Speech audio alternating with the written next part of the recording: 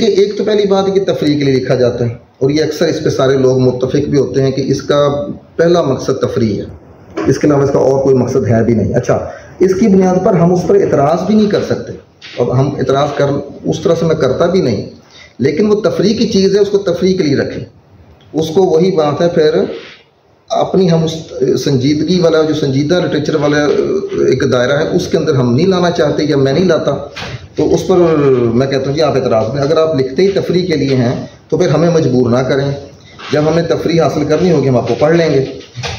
उसके लिए वो तजस्सुस को, तफरीह के लिए वो तजस्सुस को, ख़ास तौर पर दिलचस्पी को कायम रखने के लिए हरबे इस्तेमाल करता है। उसके लिए वो प्लाट साजी से कभी मुँह नहीं मोड़ेगा। प्लाट साजी उसकी बड़ी मजबूत होती है, इसमें वो कमाल हासिल होता है। उसको बड़े बड़े लिखने वाले उसके सामने नहीं टिक सकते प्लाट साजी में, जो पॉपुलर लिटरेचर वाला है। प्लाट साजी उसकी बड़ी स्ट्रॉन्ग होती है। उसके बाद जो मैंने नोट किया कि मैक्सिमम सारे जो लिखने वाले, पॉपुलर लिटरेचर लिखने वाले हैं, सबसे जो इम्पोर्टेंट, जो बुनियादी उसका जो असूल सामने मेरे आया कि वो रियासती और मजहबी जो बयानी होते हैं उनसे रूगर्दानी नहीं करते। ये आप अक्सर देखेंगे कि जो पॉपुलर लिटरेचर वाला होगा वो जो राइज रियासती और मजहबी बयानिए होंगे और मुरवजा अखलाकी जो एक सिस्टम या नजरी, उससे वो रूगर्दानी नहीं करेंगे।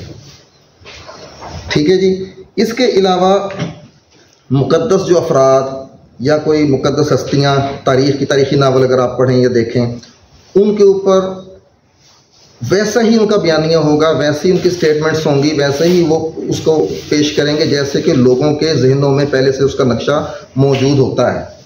और वहाँ से वो दूसरा जो मुझे होता है कि जो निसाबी और जो तालीमी हमने वो तश्कील रियासत ने कर रखी होती है आम लोगों के जहनों की, जिस तरह से वो उसी को तक़वीयत पहुँचा रहा होता है, उन्हीं तासुबात को, उन्हीं जज्बात को, उन्हीं एहसासात की तक़वीयत के लिए वो लिखा जा रहा होता है, उनको तस्कीन दे रहा होता है।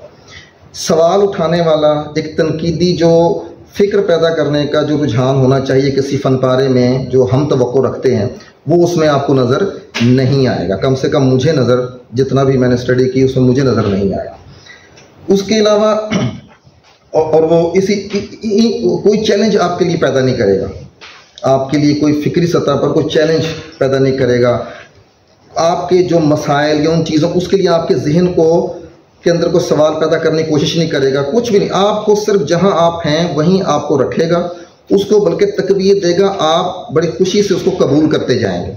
और वो चूँकि जहन पहले से हमारे यहाँ ख़ास तौर पे, अब मैं पूरी दुनिया की भी सिर्फ बात नहीं कर रहा, दुनिया में भी बड़े उसके फैक्टर्स और हैं और चीज़ें हैं, हमें मामला दरपेश है अपनी सोसाइटी के अंदर। उसके अंदर जिस तरह से जहन बना दिया जाता है, वो उसी जहन को बिल्कुल स्टेबल करके चलता है और उसी के साथ लेके, उसके अंदर कोई हलचल पैदा करने की कोशिश नहीं करेगा।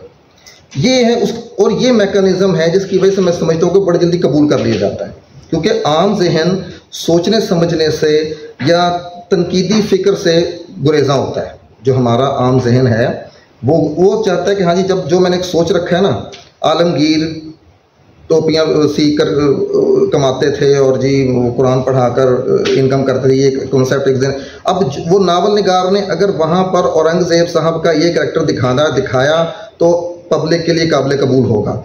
अगर उसने कुछ और उसका मुतबादल बयानिया ले आया तो वो उठा के बाहर फेंक दिया जाएगा, उसका वो मार्केट या उस तरह से वो चीज़ उसकी नहीं हो सकी। ये चीज़ मेरे लिए, मैं इस मैकेनिज्म को जब देखता हूँ तो फिर मेरे लिए वो काबिल कबूल नहीं होता।